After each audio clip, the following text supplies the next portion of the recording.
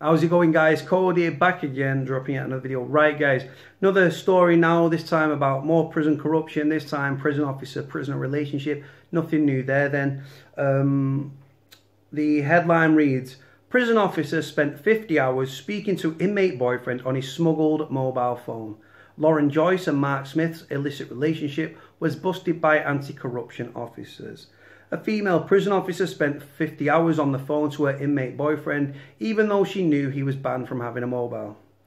Lauren Joyce became involved in an illicit relationship with Mark Smith while he served time at HMP Thorncross in Warrington. Now, Thorncross, guys, is a Cat D. It's an open prison.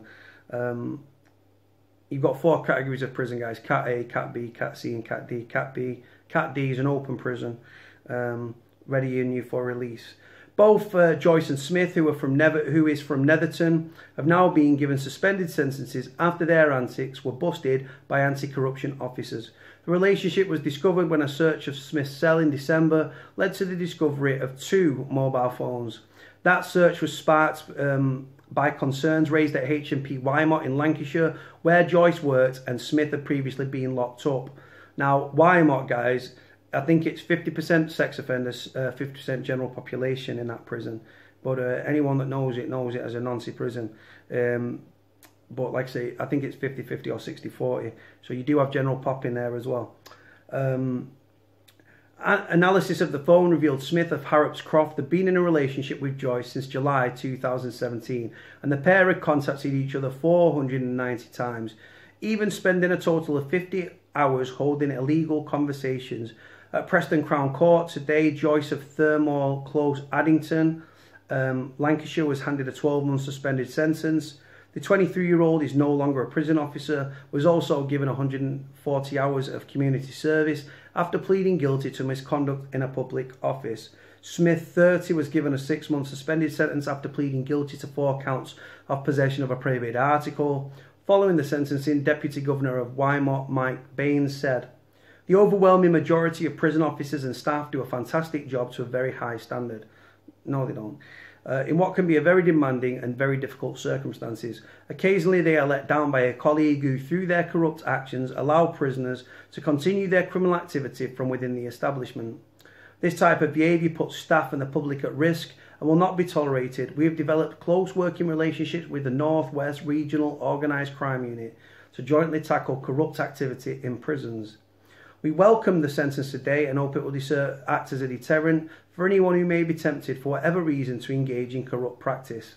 It's hardly a deterrent, is it? A fucking suspended sentence and fucking some community, fucking 140 hours community order.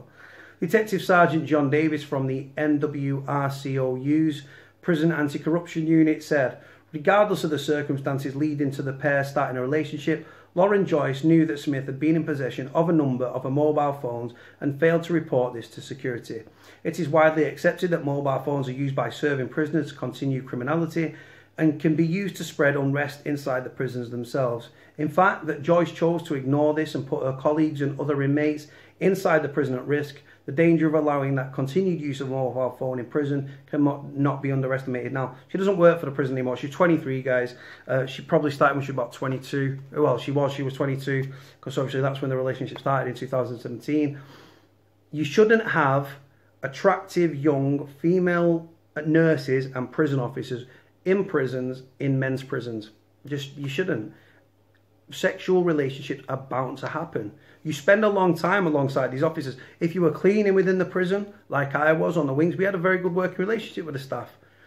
Do I still hold the sentiment that female officers shouldn't be in male prisons? 1,000,000%. Female officers should look after female offenders and male officers should look after males. It will cut down massively on corruption, on smuggling of contraband into prison by prison officers. Guys, you know what makes me laugh, right? The Ministry of Justice and stuff, they always go on, and these governors, oh, it's the prisoners' families and the prisoners that bring the drugs in.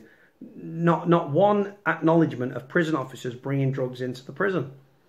And they do it for many different reasons, guys. They can be blackmailed, they can be threatened, they can do it because they've fallen into love with a con. They can do it to top up the wage. Many different reasons, guys. Like I say, you've got these people that are from the estates that are locking up prisoners. Like I said, she moved from Wymott. Wymott is I think it's a Cat B.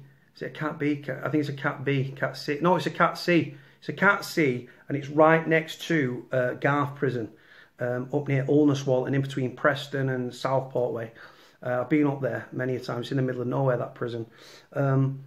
And then, like I said, they actually took place when they was in Thorncross. So the relationship started when they was both at Wymott as officer and prisoner, and then he got his Cat D because he was in his Cat C. So Wymott's his Cat C.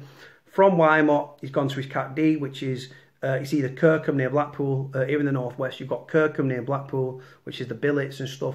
Then you've got Thorncross, which is your Cat D near Warrington. So he's got it from his Cat C. He's got his Cat D, and then she's moved with him. And the relationship continued and stuff. Bound to happen, guys. Going to keep happening. Ministry of Justice will not clamp down on it. And like I say, it plays into the prisoner's hands. The prisoners are master of manipulation. Prisoners don't always use mobile phones for legal activity and stuff. A lot of them do. A lot of them don't. A lot of them just use the phone so they can speak to their loved ones. Simple as that, because the prison phone is so damn expensive. It goes on, guys. Anyway, I'm going to leave this video here. Link in the description below like I always do. Like, comment, subscribe. Cody out.